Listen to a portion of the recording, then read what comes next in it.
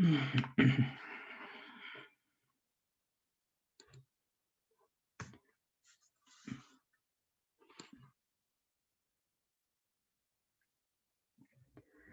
a revisar unos ejercicios del libro de Yates, donde en la primera parte vamos a identificar algunas secuencias que cumplen con esa característica de ser independientes y idénticamente distribuidas.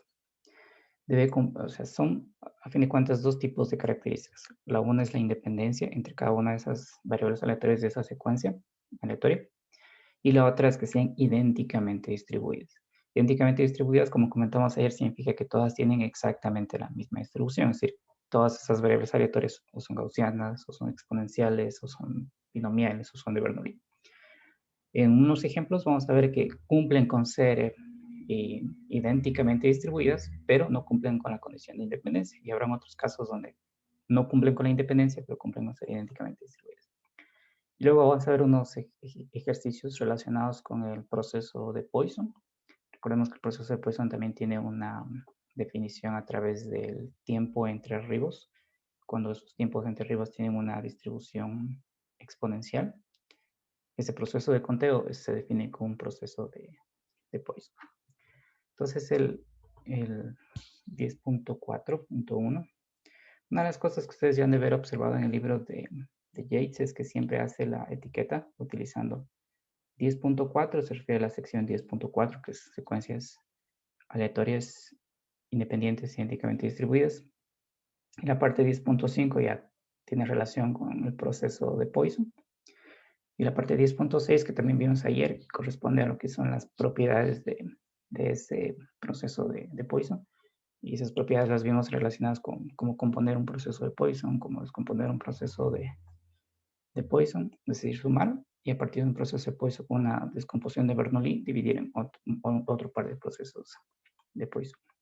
Entonces, para ustedes va a ser así más fácil guiarse por sección y por ejercicios. Entonces, con la 10.4 tiene relación con la parte de secuencias I y D, y la 10.5 tiene relación con la parte de proceso de Poisson, y más adelante la 10.6 con las propiedades. Entonces, el primer ejercicio nos dice que en un sector de la línea ecuatorial vamos a modelar las temperaturas del mediodía en grados Celsius. Esas temperaturas van a estar asignadas a esta variable aleatoria en el día n. Va a ser una secuencia IID gaussiana, una secuencia de variables aleatorias gaussianas independientes idénticamente distribuidas. Entonces aquí la media es 30 y la desviación es 5. Sin embargo, aquí la desviación, para que coincida con lo que está en la parte de la solución, va a ser 4. Entonces aquí va a ser, lo cambiamos a 4. Con estos datos nosotros creamos una nueva variable aleatoria que va a ser igual a esta media móvil que se le conoce. Como ustedes pueden ver, eso es un promedio. Es una media móvil porque a cada valor de K va cambiando cuáles son los datos que entran para ser promediados. Entonces esta media corresponde a 2 días. Y la pregunta es, si esta señalcita xn es gaussiana y idénticamente distribuido, esta nueva secuencia que es el promedio sigue siendo una secuencia independiente idénticamente distribuida. Entonces, tenemos que identificar si es independiente por un lado y si es idénticamente distribuida por otro. Entonces, esta variable aleatoria xn es una distribución normal con, ¿está? Aquí con media 30 y con esta desviación estándar. Recuerden que sigma desviación estándar y sigma cuadrado es la varianza. Y esta normal puede ser escrita como media de desviación estándar, pero en unos casos también se le escribe a esta desviación normal con media y varianza. Entonces, esa diferencia ustedes tienen que observar que hay autores que suelen utilizar desviación estándar y otros utilizan la varianza. Entonces, aquí, en la notación del libro de Yates, se escribe directamente la desviación estándar. Es este tipo de notación que está aquí. XN. Luego lo que vamos a hacer es tomar o formar un nuevo proceso que está compuesto con el promedio de dos temperaturas contiguas. Es X de 2K menos 1 más X de 2K. Y esto dividido para 2. Pues ahí ustedes pueden observar que es un promedio. Entonces, si nosotros formamos, por ejemplo, el proceso para K igual a 0, aquí ustedes pueden ver que vamos a tener x de menos 1 más x0 medio. Proceso para K igual a 1, vamos a tener aquí x1 más x2 medio. De acá para 2, vamos a tener aquí x3 más x4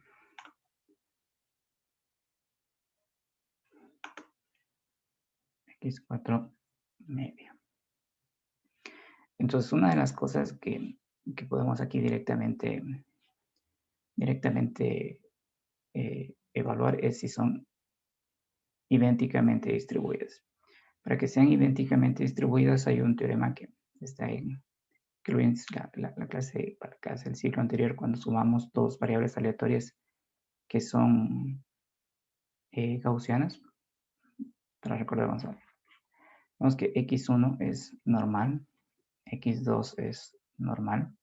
Si nosotros sumamos estas dos variables aleatorias, nos da otra tercera variable aleatoria. Esa variable aleatoria también es una gaussiana. Entonces, este tipo de secuencias y sub k, y0, y1, y2, y3 también son idénticamente distribuidas, porque la suma de variables aleatorias que son gaussianas nos da una nueva variable aleatoria que también tiene distribución gaussiana.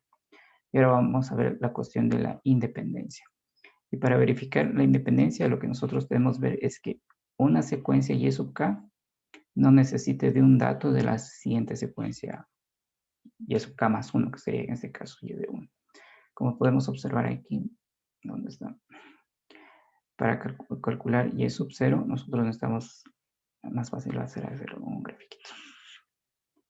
Menos 1, menos 2, 0, 1, 2, 3. Entonces observen que para calcular y sub 0 yo necesito promediar la temperatura en la posición menos 1 y la posición 0. Aquí sale y sub 0. Para calcular y sub 1, necesito promediar estas dos temperaturas. Y para encontrar lo que es la temperatura y sub 2, necesito promediar estas dos temperaturas que están aquí. Entonces lo que se observa es que esta secuencia y sub k, esta secuencia de aquí y sub k, es independiente y eso se puede ver porque cada componente de y sub k se compone de dos muestras de x sub k que no se usan en ninguna otra secuencia y sub j para k diferente de j. Es decir, que las muestras que yo utilizo para y sub k no se usan, las muestras son estas x de aquí en una secuencia y sub j para un k distinto de j. Entonces ahí tenemos la independencia. En el siguiente ejercicio vamos a ver que la dependencia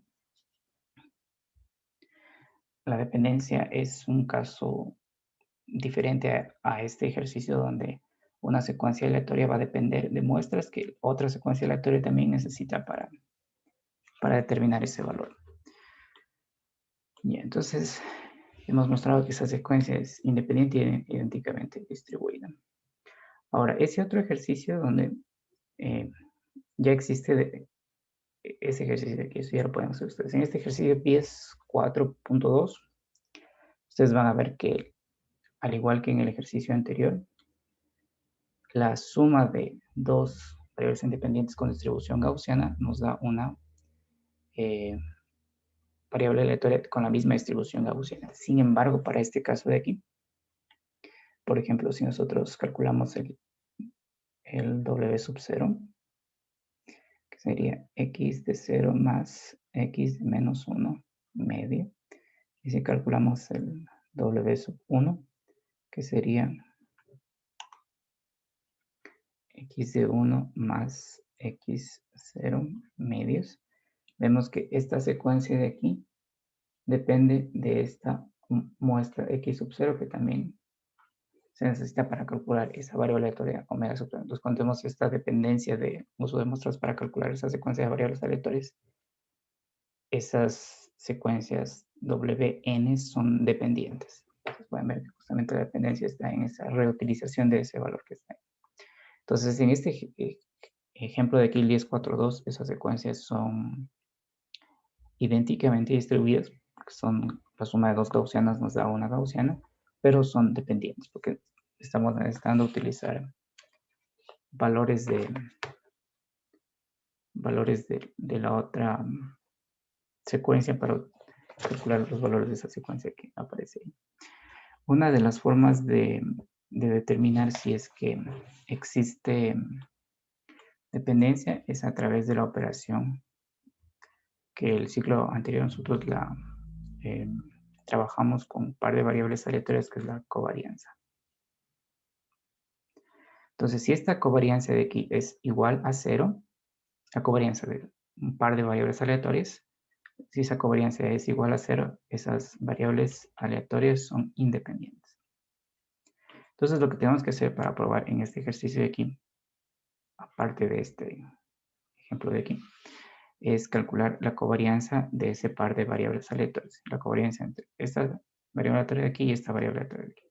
Si esa covarianza sale igual a 0, yo digo que son independientes. Si es que es distinto de 0, yo digo que son dependientes. Entonces vamos a hacer ese cálculo de la covarianza. Entonces,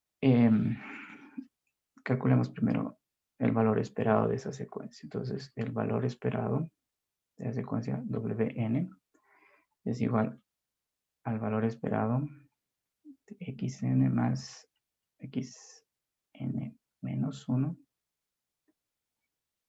Cuando el medio lo podemos sacar, que es una constante.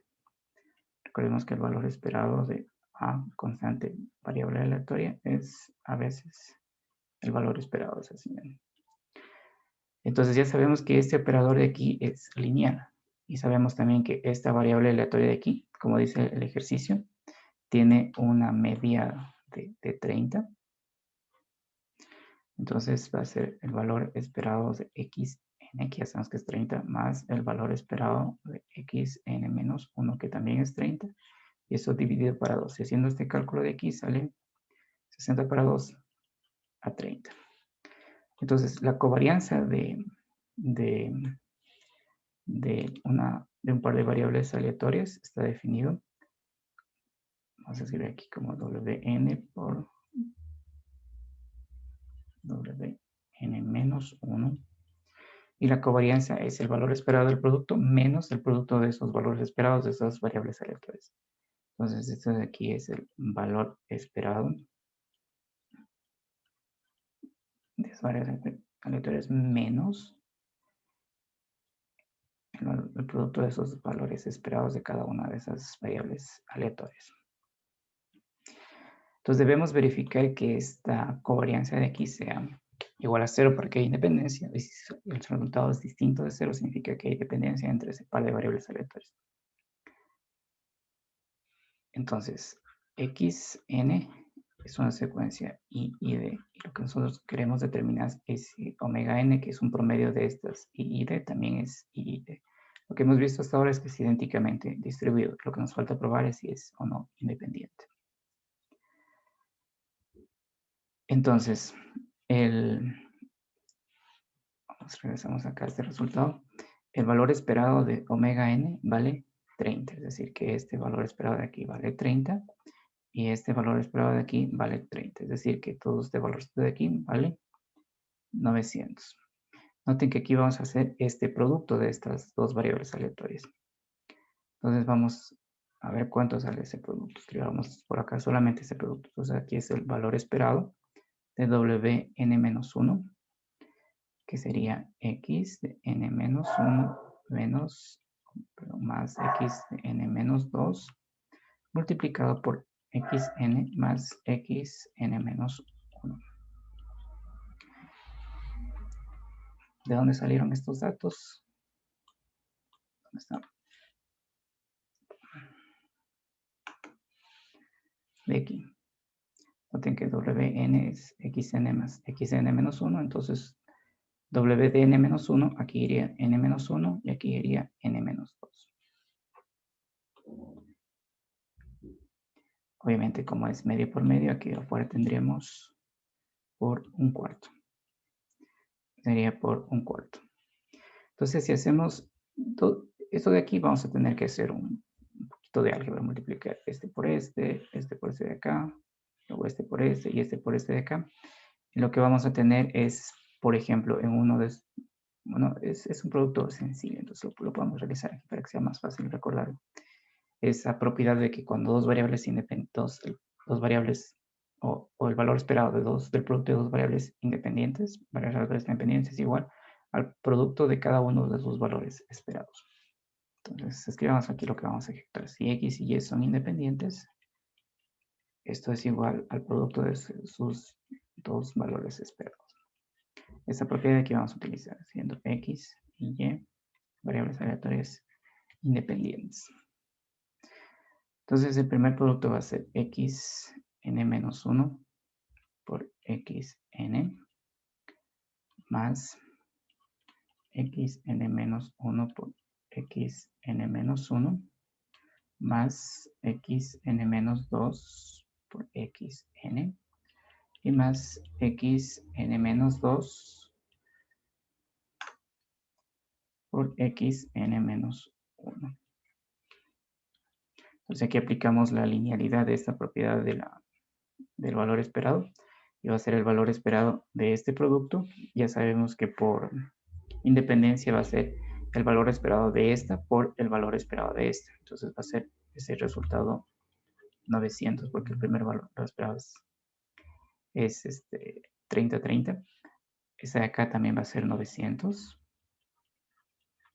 Este de acá también va a ser más 900. Y este valor de aquí, ustedes pueden ver que va a salir un valor cuadrático. Y ese valor cuadrático lo podemos extraer utilizando la ecuación del cálculo de la varianza.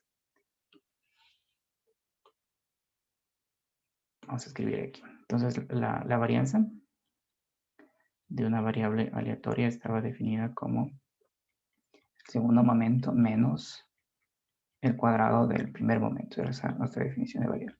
Nosotros queremos calcular este valor. Entonces, para calcular este valor podemos utilizar la varianza y el valor esperado de la media. Entonces, el segundo momento, que es el que tenemos que calcular aquí, porque aquí va a salir un xn-1 cuadrado, es igual a la varianza más el valor esperado de esa variable aleatoria cuadrado. Entonces, para calcular este término de aquí, podemos hacer aquí debajo, que sería el valor esperado de xn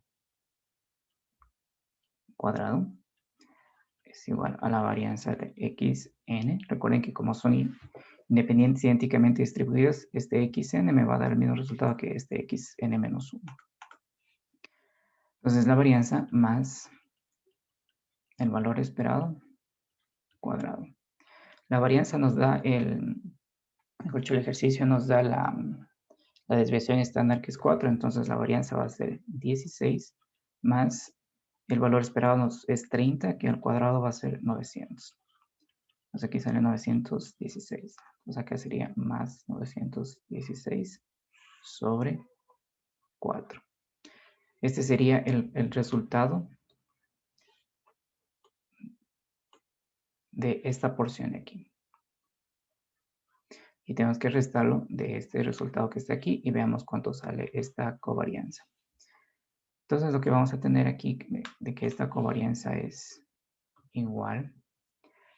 Vamos a escribir todo este valor arriba. Entonces tenemos acá 900 más 900 más 900 más 916 sobre 4 menos 900. Y este valor de aquí es igual a 4. Y ustedes pueden observar que justamente la covarianza es distinta de 0. Y cuando la covarianza es distinta de 0, ese par de variables aleatorias son dependientes. Entonces, de esta forma hemos mostrado que la suma de estas dos variables aleatorias son idénticamente distribuidas, es decir, tienen la misma distribución porque es la suma de dos gaussianas que genera una nueva gaussiana, bajo las condiciones que tengan la misma media. Y en el caso de la independencia, hemos mostrado que como la covariancia es distinto de 0, que en este caso sale 4, existe dependencia entre esa secuencia de variables aleatorias. Entonces es un caso contrario al ejercicio anterior donde habíamos mostrado que son independientes, idénticamente distribuidas, cumplen con esas dos condiciones. Pero en este caso aquí cumplen con ser idénticamente distribuidas, pero tienen dependencia de esas variables aleatorias. ¿Cuál sigue? Ya, entonces este 10.4.3 nos dice que esta secuencia de aquí es el número de fallas entre dos éxitos consecutivos. Y ese número de fallas está descrito por una variable aleatoria de Bernoulli. Entonces, y sub 1 denota el número de fallas antes del primer éxito. Y nos pregunta cuál es la función de masa de probabilidad de ese número de fallos entre dos éxitos. Y también nos pregunta si es que es una secuencia independiente y idénticamente distribuida. Entonces, para entender esto de aquí es mucho más sencillo hacer un gráfico. El 10.4.3. 10.4.3. Entonces tenemos aquí nosotros una secuencia. Vamos a definir aquí nuestra variable. Vamos a poner que en el primer experimento nos da un fallo. El segundo experimento nos da un fallo. El tercero nos da un éxito o un acierto. Un éxito o un acierto. Por acá tenemos un fallo. Acá tenemos un fallo. Por acá tenemos un éxito. Ya este ejemplo de aquí es suficiente para entender lo que es Y sub k. Entonces, si regresamos a la descripción del ejercicio, dice que este Y sub k es el número de fallos entre dos éxitos consecutivos, K-1 y K. Y ese número de fallos es Bernoulli. Entonces vamos a buscar esos dos éxitos consecutivos. Ustedes pueden ver que aquí está un éxito, que podemos llamar el éxito K, y este es el éxito K-1. Y este número de fallos entre estos dos éxitos consecutivos es Y sub K. Y este tiene una distribución binomial, decía.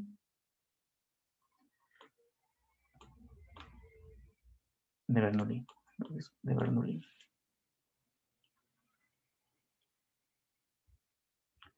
Tiene una distribución de Bernoulli con probabilidad P. Entonces nosotros podemos observar aquí que en este ejemplo de aquí, este Y sub K, ya observándolo en este gráfico, es el número de fallos. Por ejemplo, ustedes pueden ver que aquí existe dos fallos entre dos éxitos consecutivos. Número de fallos entre dos éxitos consecutivos. Y esos éxitos consecutivos están etiquetados como K y K-1. Por ejemplo, si este es el éxito 4, este sería el éxito 3. Este vendría a ser un Y sub 4. Un Y sub 4. Entonces, el número de fallos entre estos dos éxitos consecutivos va a ser mayor o igual a 0 si después de un éxito acontece un fallo, tal como ustedes observan aquí. Puede darse este caso de acá. Tengo aquí un éxito y acá un éxito. Aquí tenemos dos éxitos consecutivos. Aquí está el K y el K-1, pero entre esos dos éxitos consecutivos o aciertos consecutivos, podemos ver que no existe ningún fallo. Entonces, en este caso aquí lleva a ser igual a 0. Otro caso sería este, que tengo aquí un éxito, aquí un fallo, aquí un éxito. Este sería K-1 y aquí Y es igual a 1. Entonces, esta variable aleatoria Y sub K, que es el número de fallos entre dos éxitos, tiene este rango de aquí, Y mayor o igual a 0. Lo podemos ver aquí, lo podemos ver acá y lo podemos ver también en este ejemplo que está acá. Entonces, como estos son, cada uno de estos aquí son ensayos de Bernoulli, es decir, puede ser éxito, fracaso, 1 o 0, acierto o fallo. Ya sabes que Bernoulli tiene dos posibles resultados. Y el acierto, vamos a escribir aquí, sucede con probabilidad P. y el fallo con probabilidad 1 menos p. Entonces, si este fallo acontece con probabilidad 1 menos p, este con 1 menos p, este con probabilidad p, este con probabilidad p, la probabilidad de que sucedan, en este caso de este ejemplo, dos fallas entre estos dos éxitos, como son pruebas independientes de Bernoulli, va a ser igual al producto de esos dos fallos. Y como el fallo es 1 menos p, que vamos a tener en este caso particular 1 menos p cuadrado. Entonces podemos formar cuál es la PMF de este número de fallos entre dos éxitos. Noten que este Y de aquí es lo que está acá. Entonces puedo calcular la probabilidad de que haya 0 fallos entre dos éxitos consecutivos, que hayan 4 fallos entre dos éxitos consecutivos. Y eso lo hacemos a través de esta Bernoulli, que es 1 menos p, la probabilidad de fallo, es decir, de que yo observe este resultado de aquí, elevada a la y por p, para y igual 0, 1, 2 y así. Vean que este y justamente es el rango de esa variable aleatoria que le hemos visto aquí en este ejemplo, en este ejemplo aquí, y 0 en otro caso. Y 0 en otro caso. Entonces, para probar la independencia es sencillo, también lo podemos hacer gráficamente. Vamos a suponer que por aquí está un y sub k. Y por acá está un y sub k'. Como estas son pruebas independientes, las variables aleatorias que se va a definir en estos y sub k con intervalos que no se traslapan también van a ser independientes. Entonces vamos con el otro ejercicio. El 10.5 ya tiene que ver con el proceso de Poisson. Entonces aquí dice que el número de arribos, recuerden que arribos para nosotros es la observación del evento que estamos buscando caracterizar. Los arribos de nuevas llamadas telefónicas a un conmutador telefónico es un proceso de Poisson, proceso de conteo con las características que comentábamos ayer, con una tasa de lambda igual 4 llamadas por segundo. Este experimento consiste en observar o monitorear este conmutador y anotar el número de nuevas llamadas en un intervalo de 10 segundos.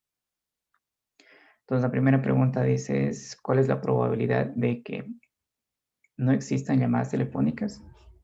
0 llamadas telefónicas en el primer segundo, como ustedes pueden ver aquí está N1.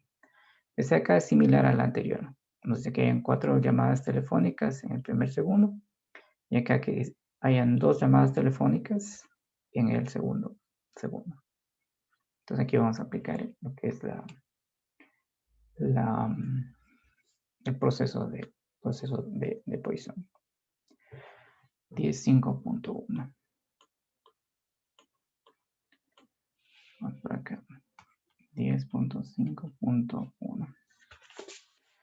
Entonces en este 10.5.1 es un ejercicio sencillo, es netamente aplicar lo que es la ecuación que encontramos con ustedes ayer. Entonces este proceso de aquí tiene una tasa que es 4 llamadas por segundo. 4 llamadas por segundo. Y este tiempo de aquí, esta variable de tiempo la vamos a medir en segundos. Una de las cosas que ustedes van a encontrar posiblemente en algunos ejercicios es que aquí les den, por ejemplo, en lugar de segundos, les van a dar en minutos, en horas. Entonces deben verificar que haya esa coincidencia de unidades. En este caso, como tenemos una tasa que es llamadas sobre segundo, el tiempo lo vamos acá a medir en segundos. Entonces, este proceso de conteo que define a este proceso de Poisson tiene un valor esperado que es igual a lambda t, que es igual a 4t. Esta ecuación de aquí la mostramos ayer en nuestro proceso de Poisson. Entonces, como ya tenemos el valor esperado, es sencillo construir cuál es la distribución de este proceso de Poisson. Simplemente utilizar la ecuación que dijimos ayer. La distribución de este proceso de Poisson, del número de llamadas que va a acontecer de la probabilidad de que observemos un cierto número de llamadas en un intervalo de tiempo, es igual, aquí entraba lambda t, que como ustedes pueden ver es 4t a la n sobre n factorial y a la menos 4t, pero n igual 0, porque pueden haber 0 llamadas, una llamada, 2 llamadas, y en teoría infinito número de llamadas, y 0 para otro caso. Y 0 para otro caso. Entonces ya tenemos la ecuación para poder calcular las probabilidades que nos pregunta el ejercicio. Simplemente tomar cuánto vale n y cuánto vale t. Entonces, en el primer caso nos pregunta cuál es la probabilidad de que existan 0 llamadas durante el primer segundo. Entonces noten que este de aquí es n y este de aquí es t. Entonces en nuestra ecuación aquí vamos a tener que colocar n, que sería 0. Y este t que es 1, lo vamos a tener que colocar aquí y acá. Y ese resultado ya nos va a dar la probabilidad. Entonces con ese reemplazo de aquí es muy sencillo, porque eso quedaría 4 a la 0 y a la menos 4. El factorial de 0 ustedes ya saben que está definido como 1. Entonces aquí sería aproximadamente 0.0183. Para la otra probabilidad que nos dice que existan 4 llamadas en el intervalo de 1 segundo, igual. Noten que aquí n vale 4, entonces aquí vamos a reemplazar 4 aquí, 4 acá. Aquí t vale 1 y te vamos a reemplazar aquí y acá. Entonces esto sería 4 a la cuarta y a la menos 4 sobre 4 factorial. Ustedes ya pueden calcular ese valor. Y la última probabilidad que nos dice cuál es la probabilidad de que exista en 2 segundos 2 llamadas. Esta probabilidad sale 32 por a la menos 8. Eso ya lo pueden calcular ustedes. ¿Cuál sigue?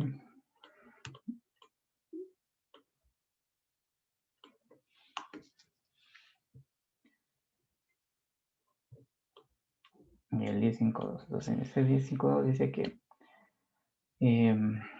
te presentan solicitudes a una base de datos de un computador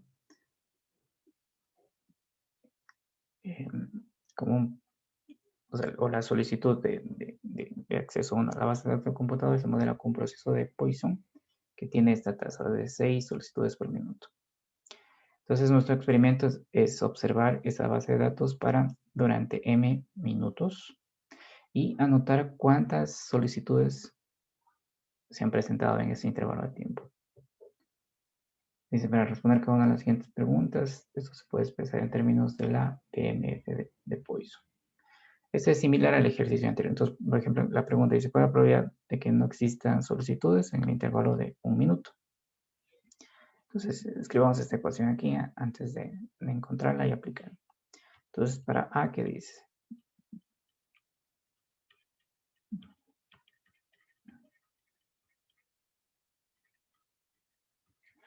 Entonces, cuando dice aquí que ninguna solicitud, significa que ese valorcito de K es igual a 0.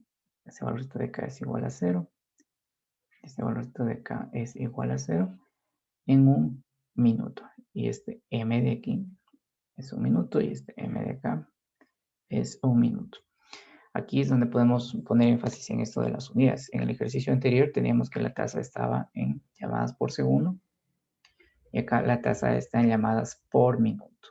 Pero como el ejercicio nos está preguntando justamente en minutos, podemos mantener la misma unidad. Si nos preguntara en segundos, tendríamos que hacer ese cambio de minutos a segundos. Entonces la segunda pregunta nos dice que hayan 6 solicitudes en 1 minuto, que sería PM de 6, perdón, en 1 minuto. En 1 minuto hayan 6 solicitudes y la otra nos dice que hayan 3 en medio minuto. Entonces la probabilidad de que en medio minuto, que sería medio aquí, existan 3 solicitudes. Entonces, como ustedes pueden ver, este ejercicio es bastante similar al anterior. Y como ya tenemos aquí nuestra tasa, que es lambda, y el valor esperado de este proceso de Poisson es igual a lambda t, y como lambda vale 6, que vamos a tener 6t. Y con este valor ya podemos construir la PMF de esta variable aleatoria de Poisson. Este ejercicio es bastante similar al anterior, entonces se construye la PMF y se reemplazan con los valores que está indicando el tiempo y el número de observaciones que queremos tener. ¿Cuál sigue? Y entonces en este ejemplo de aquí nos dice que se hace una fila en un estacionamiento y que el tiempo de servicio es, en este ejercicio vamos a ver que es una forma, vamos a utilizar la forma alternativa de definir un proceso de Poisson a través de los tiempos entre arribos. Si esos tiempos entre arribos son independientes, si tienen una distribución exponencial, ese proceso de conteo es un proceso de Poisson.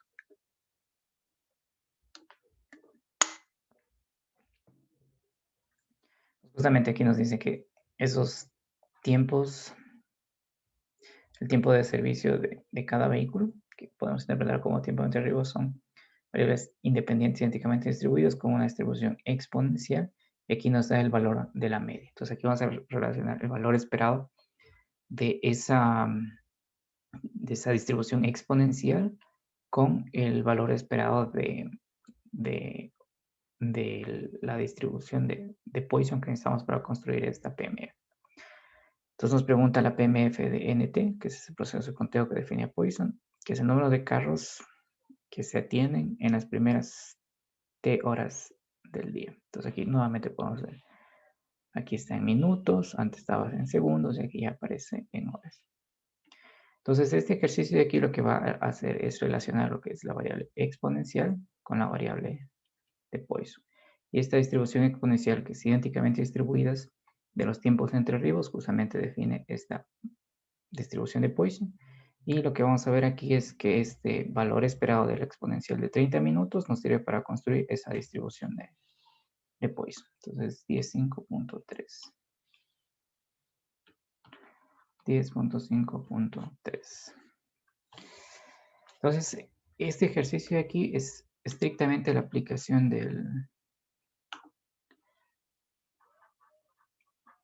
teorema 10.4 que vimos con ustedes ahí. Teorema 10.4, podemos definir el proceso de Poisson a partir de la distribución de los tiempos entre arribos. Entonces, para aplicar el teorema 10.4, que define el proceso de Poisson entre estos tiempos entre arribos, nos dice que estos tiempos entre arribos tienen una distribución I de exponencial. Vamos a revisar brevemente lo que era esta variable aleatoria exponencial. Entonces, esta variable aleatoria exponencial, el teorema 3.8 del libro de Yates, que está en la página 117, ustedes pueden verificar que si x es una variable exponencial de parámetro lambda, el valor esperado de esta variable aleatoria exponencial es 1 sobre lambda. Y lambda nos está dando el ejercicio. Entonces nosotros podemos despejar lambda como 1 sobre el valor esperado. A ver, aunque el ejercicio creo que lo que nos da es 10.5.3. El ejercicio nos da el valor esperado. Así que el ejercicio nos está dando este valor esperado que dice que es 30,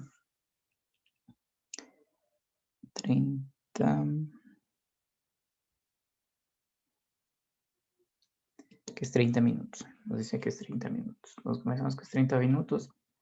Nosotros podemos utilizar esta ecuación de este teorema 3.8. Entonces podemos definir que lambda es igual a 1 sobre 30. Entonces, si lambda es 1 sobre 30, nosotros ya vimos que el valor esperado de este proceso de conteo de Poisson es igual a lambda t. Entonces aquí nosotros tendríamos que este lambda t, si estamos interesados nosotros en, como pide el ejercicio nos pide en las primeras t horas del día. Entonces lo que nosotros vamos a tener aquí es lambda, que vale 1 sobre 30, por el tiempo que sería, eh, si t está en horas, 60t estaría en minutos. Y como este lambda está a 1 sobre 30 minutos, entonces aquí hacemos esa conversión de horas a minutos multiplicando por 60. Aquí tendremos 60t, que sería el intervalo de una hora, y esto sería igual a 2t. Entonces, con este valor de 2t es suficiente para construir lo que es la distribución de Poisson. Ustedes pueden verificar la ecuación de Poisson que aparecía ahí, el lambda t, que en este caso es 2t. Entonces, aquí es sencillo construir esa distribución de Poisson. El número de vehículos atendidos en el intervalo de una hora,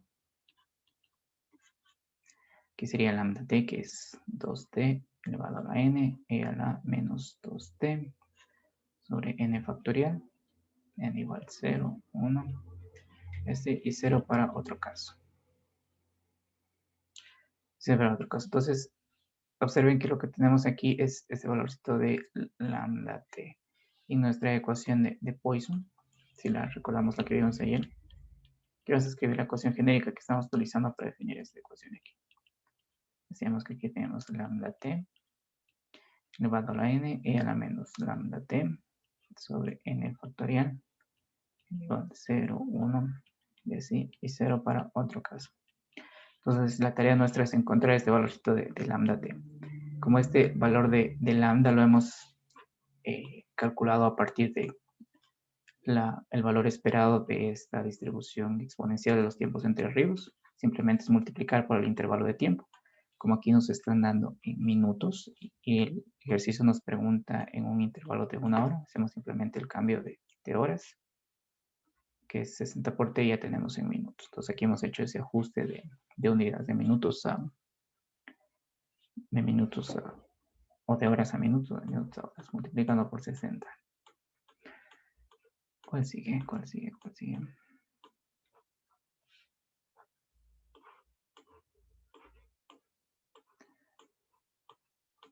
A ver qué es el último.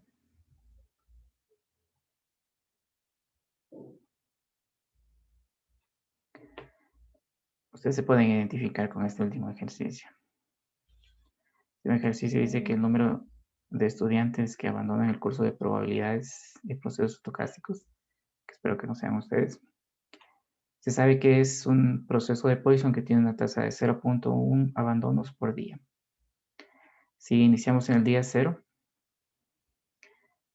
que es el primer día del semestre del ciclo, definimos este proceso de conteo de sub t, que es el número de estudiantes que han abandonado el curso después de t días. Entonces nos pregunta la distribución de este ejercicio aquí.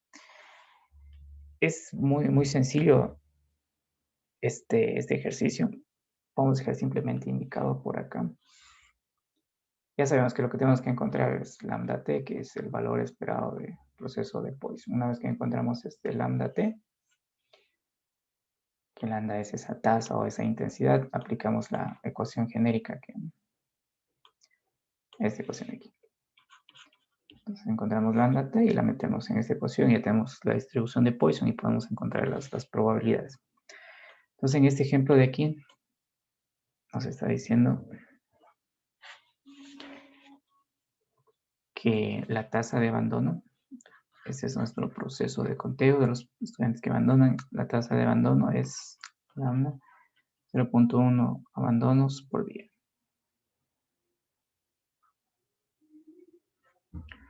0.1 abandonos por día.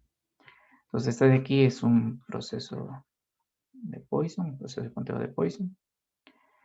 Y como tenemos que aquí es lambda, y lo que necesitamos es encontrar el valor esperado de este proceso de Poisson, que sabemos que es lambda t.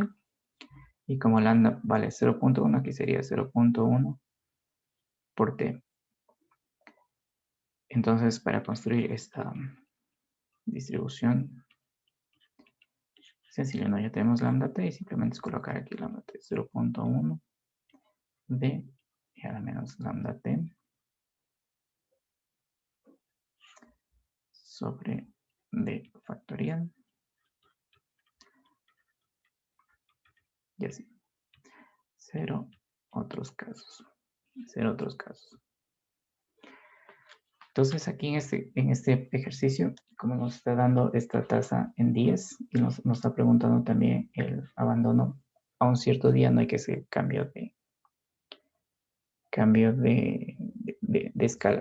Por ejemplo, como hicimos en el ejercicio anterior que nos daba en minutos, nos preguntaba en horas, había que coger esas horas multiplicadas por 60 y ya nos daba en minutos. Ya eso sería. Entonces ya pueden escribir el nombre en el chat y nos vemos la otra semana.